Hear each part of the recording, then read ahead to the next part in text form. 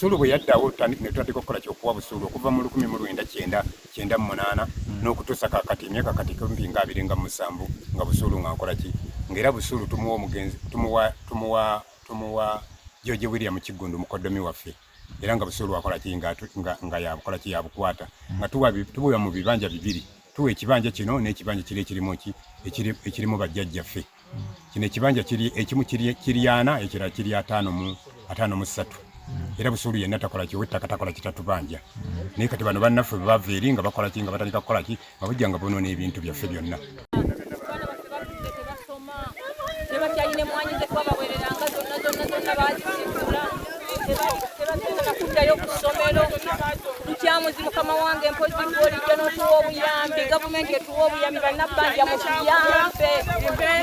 emmere yonna bagisigula kyamani nyanzi ekibanja kyaffe yakiwaayo n'akigaba kati abatema ebintu bino oba babagamba ki kyamani nyanzi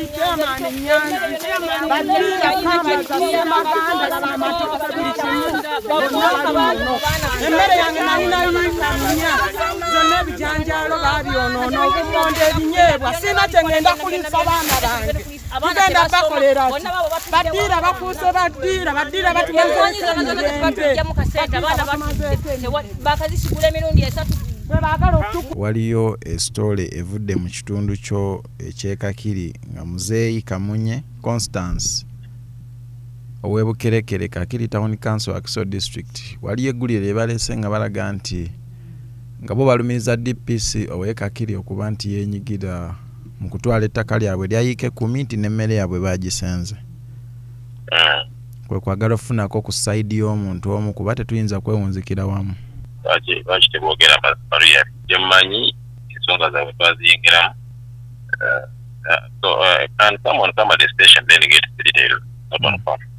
no ensonga zino zaali zitya badde envuga ensonga zino zo zaali zitya mwazingiramu baali no we handled accordingly never petitioning state house is handling not us so kati state house ekirimu not you the police the state house came and handled but I seen details in our handling so really that is the little really n'ensonga eno ey'okusenda togiriimu negative it is really how what happened exactly and kirina wekola details olawe kati nze nkirimu nze nsobola okusenda ettaka ly'omuntu really honestly speaking nawe badde tolina information emala ku ttaka sorry tinawe badde tonafuna information This call will be disconnected due to insufficient nali mu kooti Wakiso Semaganda naleeta abasirikale ne bakola kino batutwala Kawempe betutuuka Kawempe ne tubanyonnyola abapoliisi ne bagamba nti kale ddayo muzeeyi ne nkola statement yange ne tuddayo laga ku biwandiiko byonna mbirina biwanika wano twala biwandiiko ebyo byaki ebiwandiiko ebyo gamba gye bayita bondi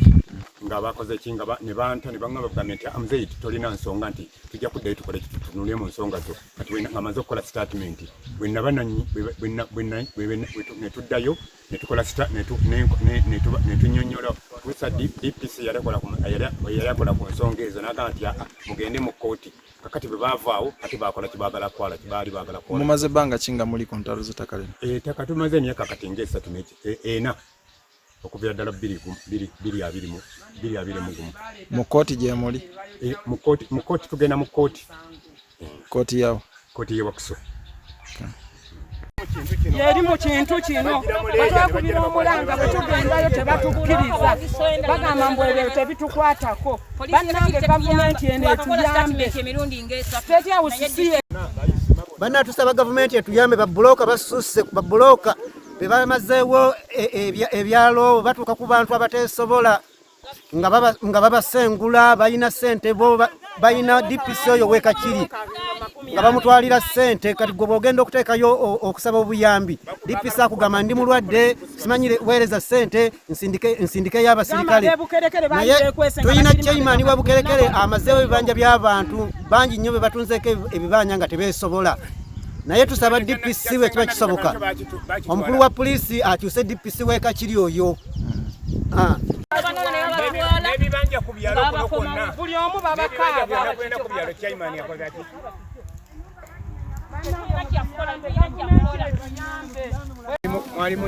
mwalimu yika nga ssatu ezakakeza emubeeramu ne yika ssatu ezakasoli mubamu yika z'omwani ziri nazo ne bakola kino bazizanyawo ebyanjalo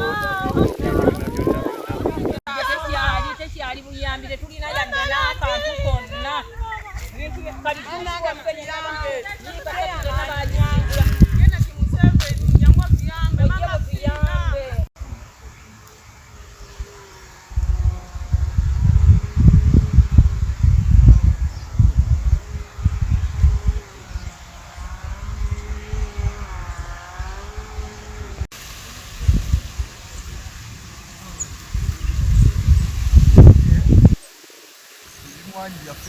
Mm.